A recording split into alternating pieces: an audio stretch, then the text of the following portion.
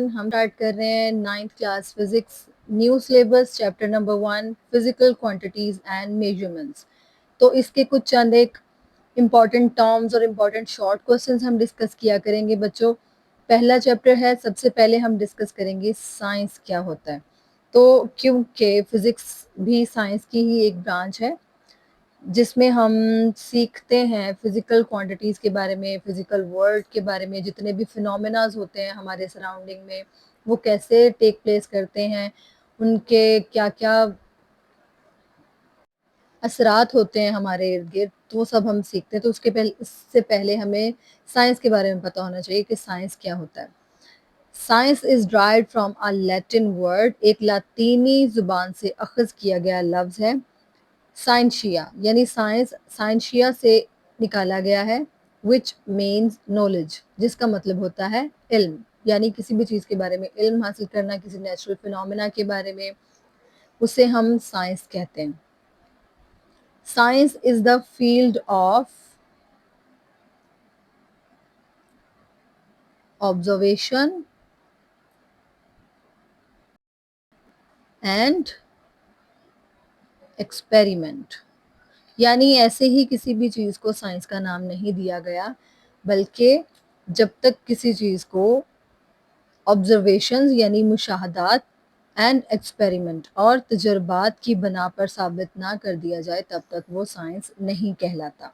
To understand the world around us, तो science एक ऐसा फील्ड है जिसमें ऑब्जर्वेशंस किए जाते हैं, एक्सपेरिमेंट किए जाते हैं, ताकि हम अपने इर्द गिर्द की दुनिया को अंडरस्टैंड कर सकें, समझ सकें। What is the importance of science? Science की इम्पोर्टेंस क्या है, अहमियत क्या है? It is important because it helps us explore natural phenomena, make discoveries and improve our daily lives. ये इसलिए हमारे लिए ज़रूरी है क्योंकि ये हेल्प करती है हमें, जिससे हम समझ सकते हैं हमारे सराउंडिंग में कुदरती तौर पर होने वाले मामलात, हालात और दरियाफ़तें, जो कि हमारी रोज़मर्रा ज़िंदगी को इम्प्रूव कर रहे हैं, तरक्की की तरफ लेके जा रहे हैं। हमारे लिए काफ़ी हेल्पफुल होते हैं फिज़िक्स के, साइंस के जो इन्वेंशंस होती हैं, जो डिस्कवरीज़ होती हैं। ठीक है बच्चों? तो ये सब पढ़ने का मकसद ये था कि अगर हमें ये पता होगा कि साइंस क्या होता है, उसकी इम्पोर्टेंस क्या है, तो ही हम समझ सकते हैं कि फ़िज़िक्स हमारी ज़िंदगी में, हमारे सराउंडिंग में क्या रोल प्ले करती है और इसकी क्या इम्पोर्टेंस है। Physics is the fundamental branch of science, क्योंकि फिजिक्स भी साइंस की ही एक ब्रांच है, विच डील्स विद, जो कि डील करती है किन चीजों को? मैस,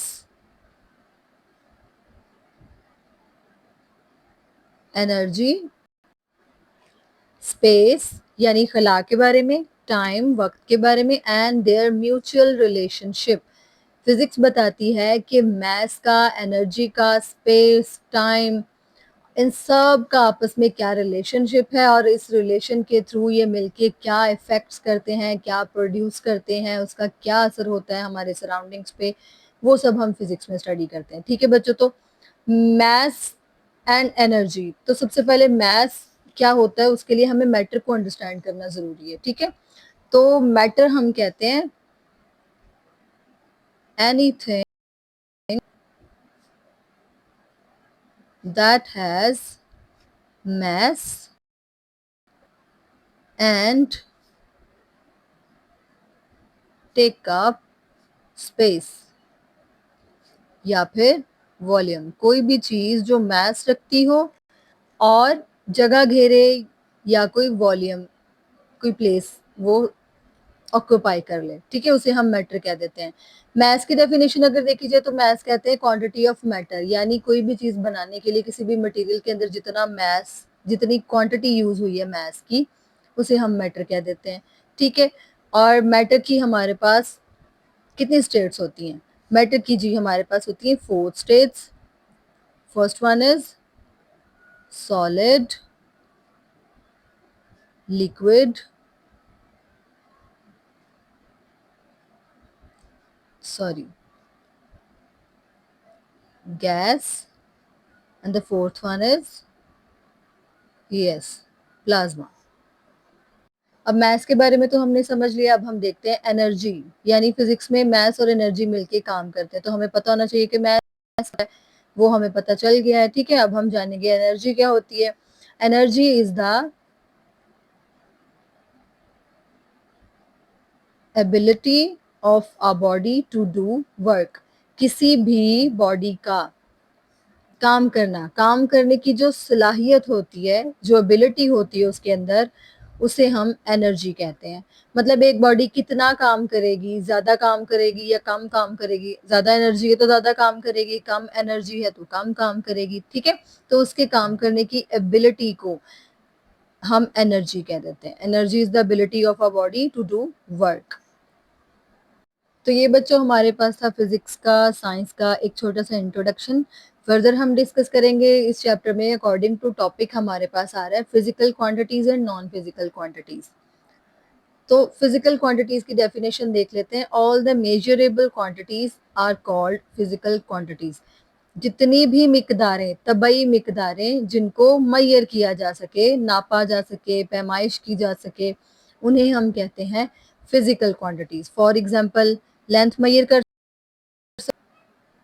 ठीक है, मैथ भी मैयर होता है, हम वेट कर लेते हैं, तराजू में तोल लेते हैं, ठीक है, के जरिए भी इनको मैयर कर लेते हैं। लेंथ, मैथ, टाइम भी मेजर किया जाता है क्लॉक के थ्रू, ठीक है। तो ये सब एक्सेट्रा कर देते हैं। ये सब हमारे पास क्या होती है, physical quantity. Length, math, time, temperature होता है, तो इन सबको हम मेजर कर सकते हैं। इसलिए ऐसी क्वांटिटीज जो मैयर हो सके उन्हें हम कह देते हैं फिजिकल क्वांटिटीज। अगर दूसरी तरफ बात करें तो होती है नॉन फिजिकल क्वांटिटीज। बच्चों पिछले सिलेबस में नॉन फिजिकल क्वांटिटीज का कोई कॉन्सेप्ट नहीं था, पुरानी 9th में हमने ये बिल्कुल नहीं पढ़ा, तो ये न्यू टॉपिक ऐड किया गया है इस बार की 9th में, और ये इंटरेस्टिंग है। Those quantities which can not be measured directly और indirectly using tools or instrument are called non physical quantities। तो ऐसी quantities जिनको measure करने के लिए कोई भी ये measure नहीं होती हैं, basically cannot be measured directly, ठीक है। किसी भी आलात के जरिए, किसी भी पैमाइशी आला के जरिए हम मेजर नहीं कर सकते। अब ऐसी कौन सी क्वांटिटीज है जो मेजर नहीं हो सकती हैं, तो ऐसी क्वांटिटीज हैं हमारे पास फियर, डर, कभी मैयर नहीं कर सकते हम कि कितना डर लग रहा है, ठीक है। विजडम, कितनी अकल है किसी को, कितनी हिकमत है, ये भी मेजर नहीं होती। ऑनेस्टी, इस तरह की जितनी भी जिन्हें हम इंग्लिश में एब्स्ट्रैक्ट नाउन बोल देते हैं, तो ये सारी ऐसी क्वांटिटीज हैं जो कि मेजरेबल नहीं है, और नॉन मेजरेबल क्वांटिटीज को नॉन फिजिकल क्वांटिटीज बोल देते हैं। तो ये लें जी, नेक्स्ट हमारे पास क्वांटिटीज के टॉपिक से रिलेटेड एक शॉर्ट क्वेश्चन है। How are physical quantities measured? Physical quantities कैसे मेजर हो सकती हैं? Physical quantities are measured directly और indirectly using tools and instrument. तो हमने कहा फिजिकल क्वांटिटीज मेजर हो सकती हैं डायरेक्टली भी और इनडायरेक्टली भी, टूल्स और इंस्ट्रूमेंट्स को यूज करके, जैसे कि such as ruler for length, जैसे हम कोई रूलर स्केल लेंथ मेजर करने के लिए यूज करते हैं, ठीक है, और a clock for time duration. तो इसके अलावा आप अपनी मर्जी से कोई और भी एग्जाम्पल दे सकते हैं। तो ये हमारे पास क्या आ जाता है इस क्वेश्चन का आंसर के फिजिकल क्वांटिटीज कैसे मेजर होती हैं। क्वेश्चन है, What do non-physical quantities help us to understand? अब non-physical quantities का टॉपिक क्यों रखा गया है, ये हमें कैसे हेल्प आउट करता है? Non-physical quantities help us to understand and analyze human behavior, emotions and social interactions। तो नॉन फिजिकल क्वांटिटीज हमें हेल्प करती हैं चीज़ों को अंडरस्टैंड करने में, एनालाइज करने में, इंसानी बिहेवियर के बारे में, इमोशंस यानी एहसास, जज्बात के बारे में, एंड सोशल इंटरेक्शन और माशरती जो मामलात होते हैं उन सबको अंडरस्टैंड करने में नॉन फिजिकल क्वांटिटीज हमें हेल्प आउट करती हैं। जैसे कि एंगर, तो एंगर क्या बताता है, ह्यूमन बिहेवियर बताता है, ठीक है। इमोशंस में सैडनेस आ गया, हैप्पीनेस आ गई, तो ये सब चीजें जो हैं वो नॉन फिजिकल क्वांटिटीज हमें हेल्प आउट करती हैं अंडरस्टैंड करने के लिए। That's it. फर्दर इन्हीं के अकॉर्डिंग हमारे पास एक क्विक क्विज टेबल है, ये भी काफ़ी इंटरेस्टिंग है। तो ये हमें कुछ फीचर्स दिए हैं, measurement, instrument use, numerical value and unit. तो फिजिकल क्वांटिटीज और नॉन फिजिकल क्वांटिटीज के बारे में बताना है। क्या फिजिकल क्वांटिटी में मेजरमेंट होती है? यस, ये मेजर हो सकती हैं। क्या फिजिकल क्वांटिटीज के करने के लिए कोई इंस्ट्रूमेंट यूज होता है? हाँ जी, बिल्कुल यूज होता है। न्यूमेरिकल वैल्यू एंड यूनिट, क्या फिजिकल क्वांटिटीज की कोई न्यूमेरिकल वैल्यू या यूनिट होता है? तो बच्चों, जब हम किसी चीज को मेजर करते हैं, लेट सपोज अगर हमने एक स्केल मेजर, एक लेंथ मेजर करनी है, तो हम उसको नंबर्स में बताएंगे ना कि कितनी लेंथ है इसकी, लाइक 5 सेंटीमीटर है, 6 सेंटीमीटर है। अब मैं अकेला 5 नहीं कह रही हूँ या 6 नहीं कह रही हूँ, साथ में सेंटीमीटर लगा रही हूँ, ठीक है। तो 5 और 6 तो हो गया न्यूमेरिकल वैल्यू, ठीक है। और जो साथ में सेंटीमीटर लगाया या मीटर लगाया वो यूनिट होता है, ठीक है। इसको हम फर्दर आगे मजीद डिस्कस करेंगे डिटेल में। तो न्यूमेरिकल वैल्यू और यूनिट होता है फिजिकल क्वांटिटीज का, यस। सेम अगर इधर देखा जाए तो नॉन फिजिकल क्वांटिटीज की मेजरमेंट नहीं, कभी भी खौफ को, डर को, ईमानदारी को, हम खुशी को हम नहीं मेजर कर सकते, ठीक है। तो ये नॉन मेजरेबल है, इसके लिए कोई इंस्ट्रूमेंट नहीं होता, ठीक है, ना ही इसकी कोई न्यूमेरिकल वैल्यू और यूनिट होता है। अब यहाँ नीचे आपको एग्जांपल्स देनी है, कोई से 2 एग्जांपल्स दे दें आप फिजिकल क्वांटिटीज की, और कोई सी 2 एग्जांपल्स आप दे दें नॉन फिजिकल, ठीक है। तो फिजिकल क्वांटिटीज में हम एग्जांपल दे देते हैं लेंथ की और टाइम की, और नॉन फिजिकल क्वांटिटीज में हम एग्जांपल दे देते हैं love and fear, that's it. जी तो बच्चों, नॉन फिजिकल क्वांटिटी से रिलेटेड एक और शॉर्ट क्वेश्चन आ गया है। Does a non physical quantity have dimension? क्या नॉन फिजिकल क्वांटिटी की कोई डायमेंशन, कोई सिमत, कोई डायरेक्शन होती है? No, non physical quantity does not have any dimension. Non physical quantity की कोई डायमेंशन नहीं होती, ठीक है। फर्दर हम डिस्कस करेंगे यूनिट। यूनिट क्या होता है? To get some measurement by any person having same result, this standard measurement is known as unit. Without unit, the measurement is meaningless. अगर एक पर्सन ने किसी चीज की मेजरमेंट की है, फिर दूसरे ने भी वैसे ही की है, उसी की मेजरमेंट कर ली, एक लकड़ी का टुकड़ा लिया, ठीक है, एक स्टूडेंट ने उसकी पैमाइश की, फिर दूसरे स्टूडेंट ने की, फिर तीसरे स्टूडेंट ने की, तो अगर सबका रिजल्ट सेम आया, to get same measurement by any person having same result, ठीक है, सबका रिजल्ट सेम आया, this standard measurement is known as unit. तो फिर जो स्टैंडर्ड मेजरमेंट यानी वो एक फाइनल मेजरमेंट होगी उस लकड़ी के टुकड़े की, तो हम कहते हैं कि सेंटीमीटर में या मीटर्स में उसको मेजर किया गया, तो अब क्या है, वो एक यूनिट बन चुका है।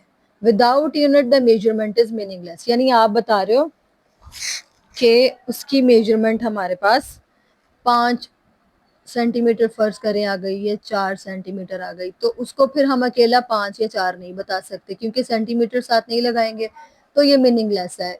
ये हमारे पास एक बेकार वैल्यू है, ठीक है। और ये जो ये होते हैं, ये यूनिट होते हैं, तो यूनिट के साथ बताना ही वैल्यू को मीनिंगफुल बनाता है, अदरवाइज ये मीनिंगलेस होता है, ठीक है। Base quantities. The quantities on the basis of which other quantities can be expressed are called base quantities.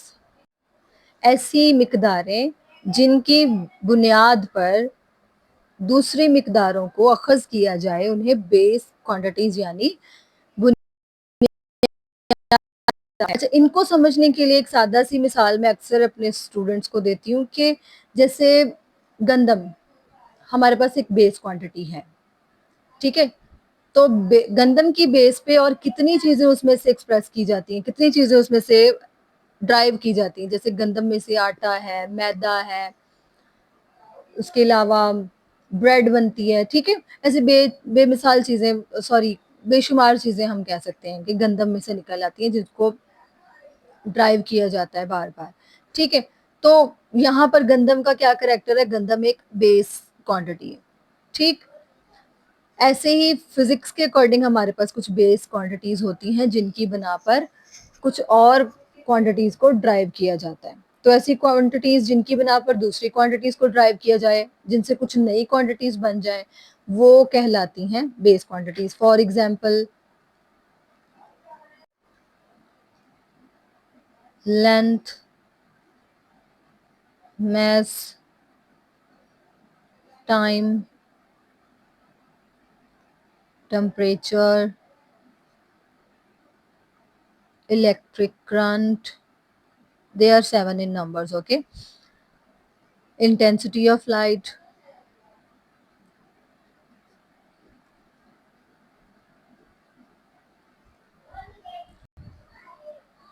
and the last one is amount of substance. तो बाय नेम हमारे पास ये 7 होती हैं, length, mass, time, temperature, electric current, intensity of light and amount of substance. लंबाई, मास, वक्त, ठीक है, temperature, electric current, रोशनी की शिद्दत और मोल की सब्सटेंस की मिकदार। तो ये सब हमारे पास होती हैं बेस क्वांटिटीज। तो नेक्स्ट हमारे पास है ड्राइव्ड क्वांटिटीज, यानी ये ऐसी क्वांटिटीज हैं जो बेस क्वांटिटीज से निकाली गई हैं, ठीक है। The quantities which can be described in terms of base quantities are known as derived quantities. यानी फर्ज कर लें अगर बेस क्वांटिटी हमारे पास गंदम है तो ड्राइव क्वांटिटी है मैदा, आटा, ठीक है, सूजी। तो ये हमारे पास ड्राइव क्वांटिटीज होती हैं। तो ऐसी क्वांटिटीज को हम ड्राइव क्वांटिटीज कहते हैं। For example speed, velocity, force, pressure, etcetera, ठीक है। अब मेजरमेंट क्या होती है, यानी पैमाइश। Measurement is the process of an unknown quantity with widely accepted standard quantity. तो मेजरमेंट एक ऐसा तरीकाकार है, मरहला है, प्रोसेस है, जिसमें हम कंपेयर करते हैं, मुआजना करते हैं एक अननोन क्वांटिटी का एक नोन क्वांटिटी के साथ। यानी जब आपको फॉर एग्जांपल इतनी सी लाइन की मेजरमेंट करनी है कि ये लाइन कितनी लंबी है, ठीक है, यहाँ से लेके यहाँ तक का फासला कितना है, तो उसके लिए आपके पास एक स्केल होना जरूरी है, ठीक है। तो वो जो स्केल है वो एक स्टैंडर्ड क्वांटिटी है, यानी कि वो कंफर्म किया गया है, उसकी वैल्यूज को एक्यूरेटली स्केलिंग की गई है, ठीक है। तो उसके मुताबिक हम इसको मेजर करके बता देंगे कि ये जो अननोन क्वांटिटी है उसकी मेजरमेंट कितनी है, ठीक है। तो वो तरीकाकार क्या होता है जिसमें हम कंपेयर करते हैं एक स्केल को एक अननोन क्वांटिटी के साथ, जिससे हम करेक्ट मेजरमेंट लेते हैं, उसे मेजरमेंट यानी पैमाइश कह दिया जाता है, ठीक है। Give an example of derived physical quantity. तो एक ऐसी क्वांटिटी की एग्जाम्पल दें जिसको ड्राइव किया गया हो बेस क्वांटिटी से, ठीक है। Speed is a derived physical quantity. तो यहाँ से हम नाम पढ़ के आए थे स्पीड का कि ये एक ड्राइव क्वांटिटी। अब ये बेस में से कैसे निकली है तो हम इसको डिस्कस कर लेते हैं, ठीक है। पूछा जा सकता है क्वेश्चन कि आप किसी भी क्वांटिटी की एग्जाम्पल दे सकते हैं। Speed is a derived physical quantity that depends on distance and time. Speed के फॉर्मूला से आपको पता होगा कि स्पीड का फॉर्मूला क्या होता है, ठीक है। उसके अकॉर्डिंग हम देख सकते हैं कि ये कैसे डिपेंड करती है बेस क्वांटिटी पे। तो हमने कहा speed is derived physical quantity that depends on distance and time, यानी स्पीड का फॉर्मूला हमारे पास होता है v is equal to S by T, ठीक है। तो इसमें डिस्टेंस और टाइम आ गया, ये दोनों होंगे तो हम स्पीड निकाल सकते हैं। ऐसे ही है, depends on distance and time which are both base quantity. तो डिस्टेंस और time, distance as a length, ठीक है। तो ये दोनों के दोनों ही क्या है, बेस क्वांटिटी। तो इससे आप अंडरस्टैंड कर सकते हैं बच्चों कि स्पीड जो है वो बेस क्वांटिटीज में से निकाली गई है, ठीक है। डिस्टेंस की मेजरमेंट लेंथ में होती है और लेंथ मीटर्स में काउंट होता है, ठीक है। और टाइम सेकंड्स में मेजर किया जाता है। तो ये भी एक बेस क्वांटिटी है, ये भी एक बेस क्वांटिटी है। तो दो बेस क्वांटिटीज को मिला के एक तीसरी क्वांटिटी बनाई गई है जो कि एक ड्राइव क्वांटिटी है। आई होप कि आपको अच्छे से समझ आया होगा। अगर कोई भी प्रॉब्लम हो तो आप मुझसे पूछ सकते हैं। Thank you students, good bye.